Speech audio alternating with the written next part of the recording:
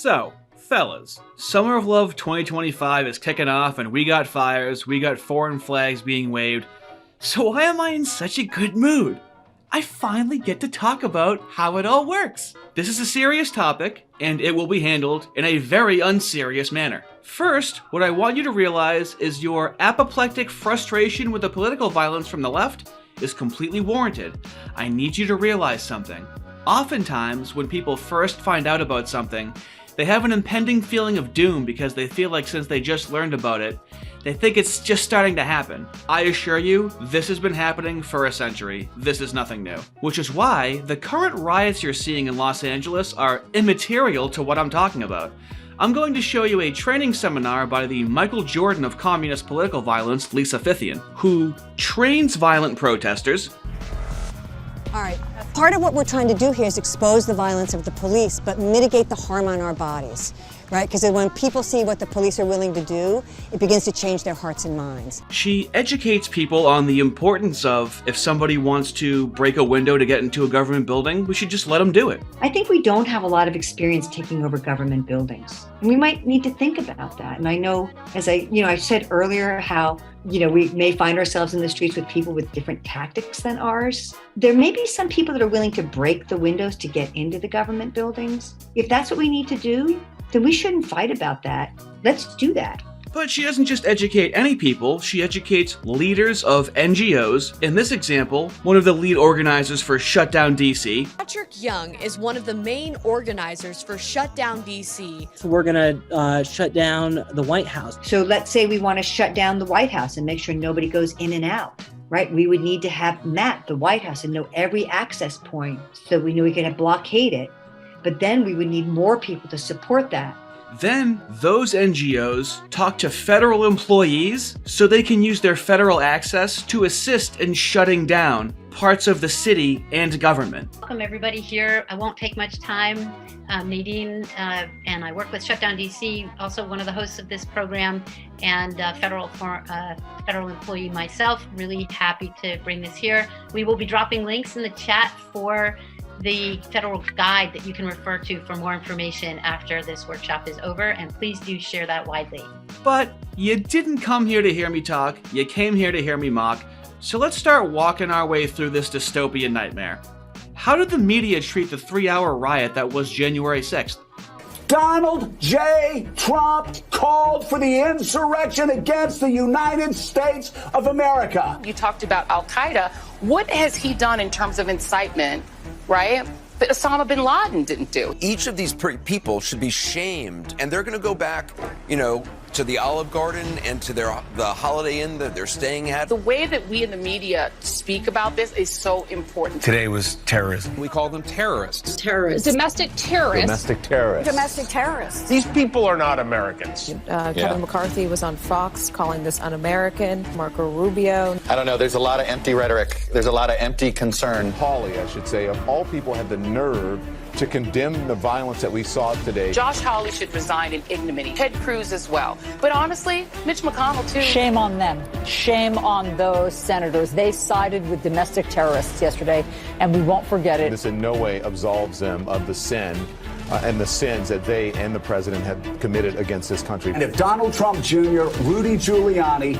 and Donald Trump are not arrested today for insurrection and taken to jail and booked. It was encouraged by our Republican colleagues, and that is why every single one of them, especially because they have been the ones trying to steal this election, that's why we are calling for them to be removed. But then Trump supporters come in and you open the fucking doors for them. Oh my God. You open the doors for them and let them breach the people's house.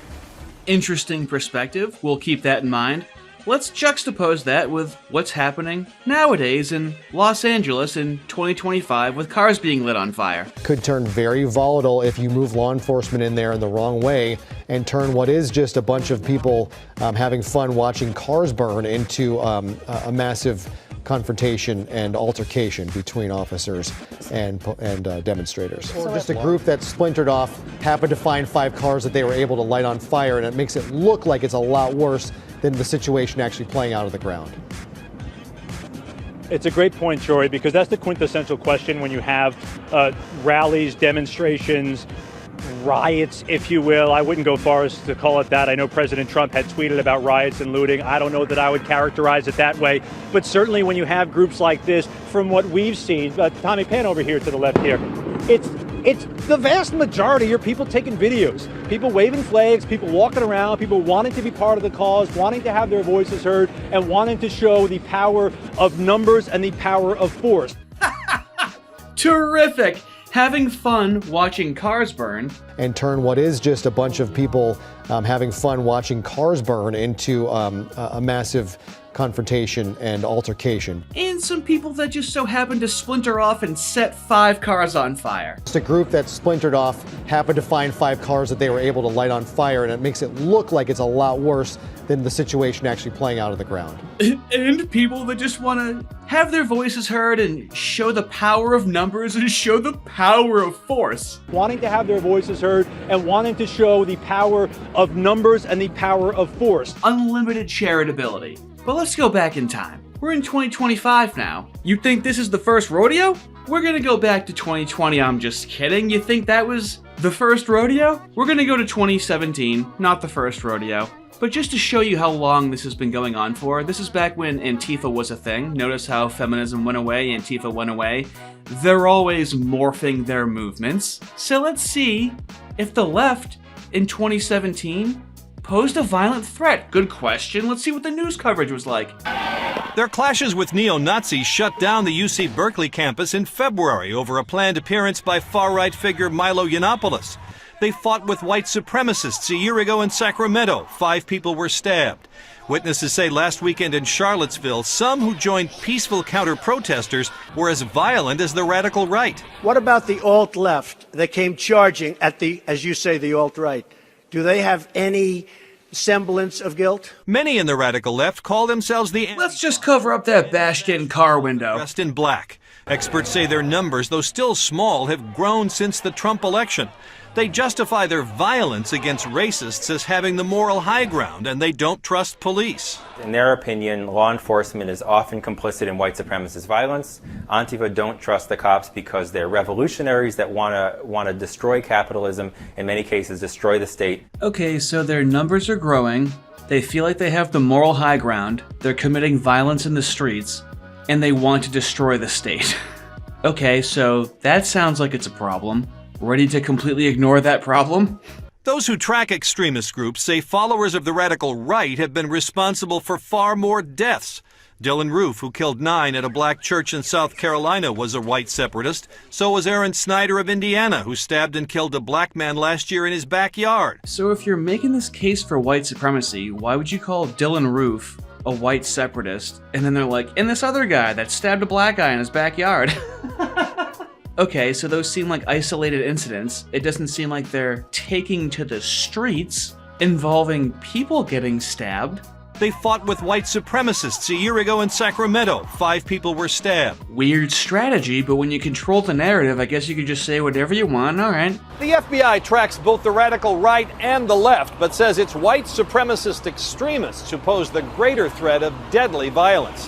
White supremacist extremists, says the FBI. Let's see what the activists, Antifa, leftist, Marxist, communists, let's see what they're learning about white supremacy to drive such a reaction in the streets. Because white supremacy, all supremacies, teach us about, there's one way, it's my way, it's the right way, we have to take action, we have to do all this stuff. Yeah, white supremacy, there's only one way to do it. We're inflexible. We're going to import the third world. We're going to have the most human rights in human history, and people want to flood the borders of white countries. That's the only way to do it. Isn't that so inflexible? Oh, buckle up. White supremacy is a culture of transaction, always trying to get something from somebody else. Right? We are trying to build a culture of transformation, where that change, internally and externally, are moving us forward to something new. So what these commies normally do is try to associate whiteness with capitalism. So since their communist ideology is all-encompassing, like their economic system is also intertwined with their moral system, they project that onto the system that they're criticizing. So it sounds like when she's talking about whiteness, she's really talking about capitalism, right? Like it's transactional. It's like, yeah, that's how we exchange goods. There's no hardline morality behind that. That's how we exchange goods. That doesn't have anything to do with the skin color. Am I talking to a kindergartner? It absolutely is a form of white supremacy. And that's the thing about white supremacy and capitalism. They're so adaptable. And it's so many layers of it, right? Which is why for those of us that are white, we have to understand that this is lifelong work of undoing. Maximum demoralization, killing two birds with one stone. Undo your whiteness, your identity. Undo capitalism, the overarching goal. Nice. But more in that barren womb in a little bit. And I'll let you know when that was recorded, by the way. I'm not going to tell you yet. Let's hear Tim Pool talk about how this is obviously organized, even though the left likes to make it seem spontaneous. We've got tweets saying ICE out of San Antonio. We've got ICE out of NYC. These protests are being planned for right now. They are preparing to launch mass riots like we saw in LA across this country, giving people instruction. And then we have on the 14th of June, the No Kings protest. Here's a question for you. In this map for No Kings, it's an anti-Trump, anti-American protest. How do they organize all these? All of these different rallies. Now, first, what I'll say is, many of these rallies, even in Toronto, there's no way it's Toronto. It is. Wow, that's Canada. They're not really organizing these protests. They're telling you they're planning on doing it, and they've decided on a location for where it should start. They're hoping that if people just see this, they'll choose to show up. But who is supplying these organizations with the resources to launch such a coordinated effort? 'Cause I got to tell you this. We do events here at Timcast. It is not easy to organize one, let alone 6 official events and 1,000+ ancillary events. This takes mass resources. This is being prepared. This is being organized. You're right, Tim Pool. It is being organized. And this is the figurehead of who organizes it. And this was some years ago. I'm not going to tell you the date yet, but completely coincidentally, she's going to be talking about their community organizing in Los Angeles some odd years ago. This was in Los Angeles Democratic Convention. We had an altar. I really, so many of our movements, and this is again part of white supremacy, sort of this separation from spirit, from nature. White supremacy is a separation from nature. Okay, let's see if this works universally. Jewish supremacy is a separation from spirit, from nature. If you plug in Jew for white, it becomes a no-no. Does that raise an eyebrow to anybody? I work with a group in Austin called Undoing White Supremacy Austin, because we know that there's some long-term organizing that white folks need to do to undo this socialization and to become more aware of how we are enacting white supremacy. So that's a longer-term thing, but it's enabling us to build a network of white folks that will show up in a good way. Totally valid, right? It's always a good idea to go into a white Western country and undo the socialization. That's the issue, is the cohesive socialization in white Western countries. Okay, so they just want white folks to show up in a good way. This is just an idea. Antifa's just an idea. We're in idea land. It's not like they're intentionally manufacturing a crisis. I really believe that as we go into this next decade, based on my life experience, based on organic living system science, that we have to totally embrace this idea of creating a crisis or organized chaos. This training was recorded a few months before COVID and George Floyd's death, recorded on November 30th of 2019.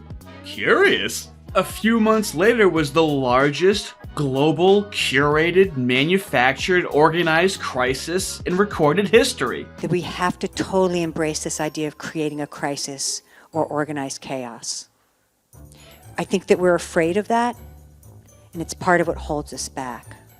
Part of the escalation is like, we don't want to surprise each other, but we do want to surprise those that are trying to oppress us. So I talk about chaos, but I talk about organized chaos. Escalating crisis, ones that we create. We are not in control of the outcome, but if we've done our organizing well, we're going to get out to the other side. It could be airport shutdowns, right, where their planes are flying in and out to expose them. So I feel like these are some of these entities that can, when we go after them, can create a crisis and potentially polarize the public to move them in the direction. But you have to make sure that you're telling the story of how Boeing is bad for all of humanity, and that even if the workers are unionized, that it's not enough. Right, so I think there's a whole piece there, but it would be like doing one of those full campaigns and a long-term organizing process that's building to some crisis for them. All right, fine, so they're manufacturing a crisis. But it's not like they're using white people as accomplices to do these things. But until we understand that we have skin in this game, and that those of us with the most power have the greatest obligation to relay that table, we're not going to be showing up as accomplices. We might be showing up as allies. The police moved in on them, and white accomplices stepped in and were the ones primarily arrested, but there was this complete disproportionate and disparate treatment of those two different groups. Okay, so this is how the communists, Marxists interpret white supremacy. When the FBI says white supremacy, this is what they think on the ground. The activists in the streets, when they hear white supremacy and they hear a white supremacist threaten the country. It's almost like they're working both sides of the fence. But I'm not done being sarcastic. I mean, sure, they're convincing white people that this is white supremacy and they have to undo their whiteness and they have to manufacture a crisis in society to take up space in the streets. And these are young people, but they're young adults, right? They're talking about young adults doing this. When they say young people, they wouldn't include minors in this process, would they? So Zoe had asked about young people risking arrest. And so any young people who are interested in learning more about direct action and civil justice. So there had been a question about young people risking arrest. So she decides to talk about direct action and civil disobedience. So I want you to remember, when they're talking about direct action and civil disobedience, even when it comes to young people, and we'll see how young they are, it really means what to do when you're going to get arrested and how to not comply when you get arrested. Obedience. There will be a youth-oriented direct action training on December the 15th, coming up soon. It's a Sunday. It'll be in Burien. If you need help getting to Burien, there will be rides organized and things. There are flyers upstairs on the sort of tables at the various groups' tables that have information, or just come to me and give me your contact info and I can send you information. It'll be from 1 to 6 in Burien, and the priority really is young people. So if you're over 25, then we'll have some more later for the older of us. Is there a bottom age limit? Thank God the communist pedophile comes in and goes, haha, is there a bottom age limit? She wasn't gonna say what the bottom age limit was. You notice that? Had to ask what the youngest age was. Let's hear what the youngest age is, and let's see if we have a definite youngest age. 14, I believe. But again, you could try earlier, but priority is 14 to 25. I believe 14 to 25. You can try earlier, but it's 14 to 25. But let's not worry about any of that. You might be thinking, why am I bringing up Mom Petty over here? What significance does she have? Well, you want to see how she trains youths and adults as to how to antagonize the police into attacking them for media coverage? Get out of my face, lady! I'm running over here! I can kick my dog any way I want to kick my dog! Lisa Fithian has been called the Dean of Resistance Training, a reputation earned over nearly 4 decades of protest that have included more arrests than she can remember and more students than she can count. Today, we add 5 more to that last column. You see, there's a common misconception here. When the left does it, they're activists. When they have planned, coordinated shutdowns of entire cities, and they're allowed to take videos of themselves training people in order to do that, that's activists. If something spontaneous happens with the right, it's terrorism. Got it? Good. All right, I want you to do that again. Ready? Go. I can kick my dog anytime I want to kick my dog. Get out of my face, lady. Why are you looking at me like a crazy person? It's my right to be here and do whatever I want to do.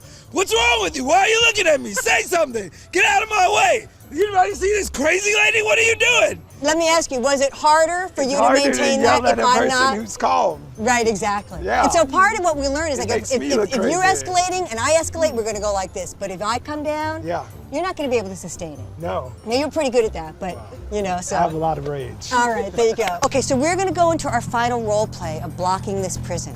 You ever wonder why they're so good at doing this in the middle of the street, in affluent neighborhoods, mainly leftist areas that allow them to do it? They're training to do this at a prison? You think they're gonna have trouble doing it in front of a pizza shop? They're training to do it in front of prisons. Part of what we're trying to do here is expose the violence of the police, but mitigate the harm on our bodies, right? Because when people see what the police are willing to do, it begins to change their hearts and minds.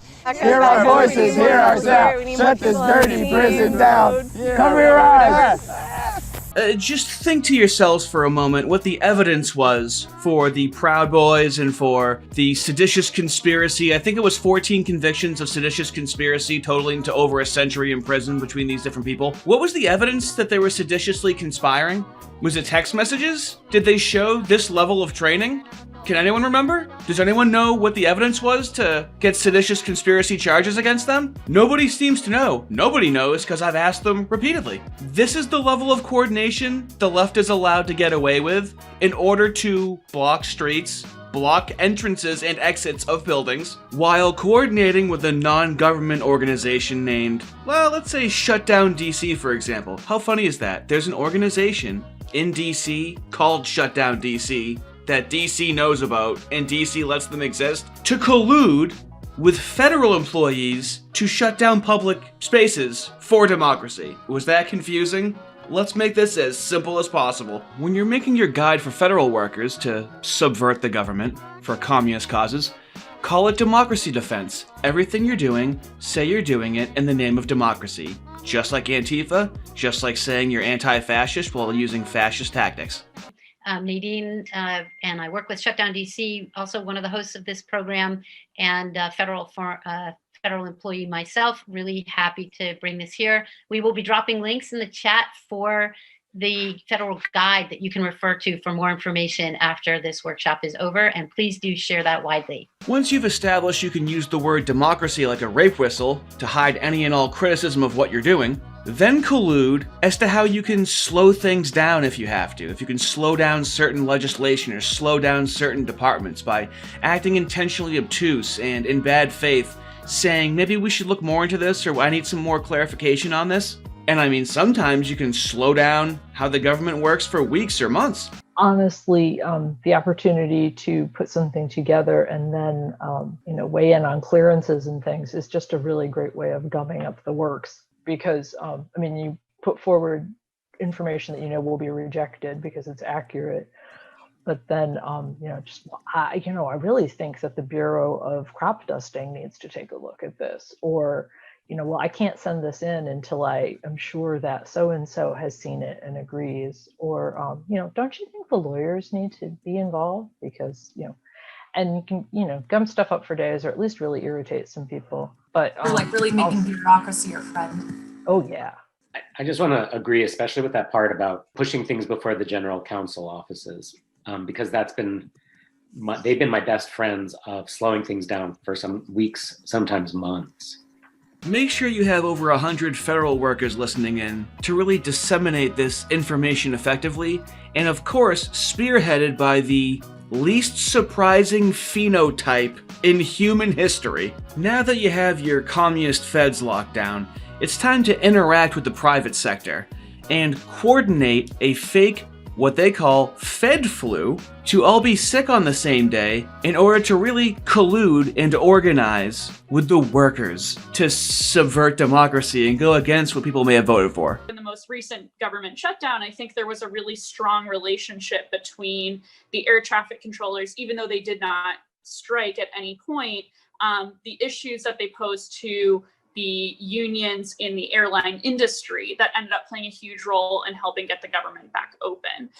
So I think having those partnerships with other organizations, powerful unions in the private sector that can have our backs and vice versa will be really important. Great. Thank you so much for everyone, for our three speakers and for folks asking really wonderful questions to extrapolate on. Right, in the notes, somebody said, Fed flu struck many TSA and air controllers, threatening to shut down airports. That is a particular thing that we could all catch this winter.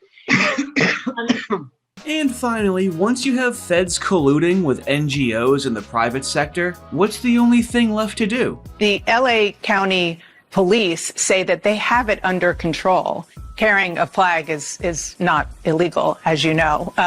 What did happen in 1992 was so different from what we're seeing now. I mean, that was a real riot. Video after video has shown that these agents are the ones provoking protesters and also making up, aggression by these protesters that later video shows people were not aggressive. We are having an administration that's targeting peaceful protests, people that are there to protest.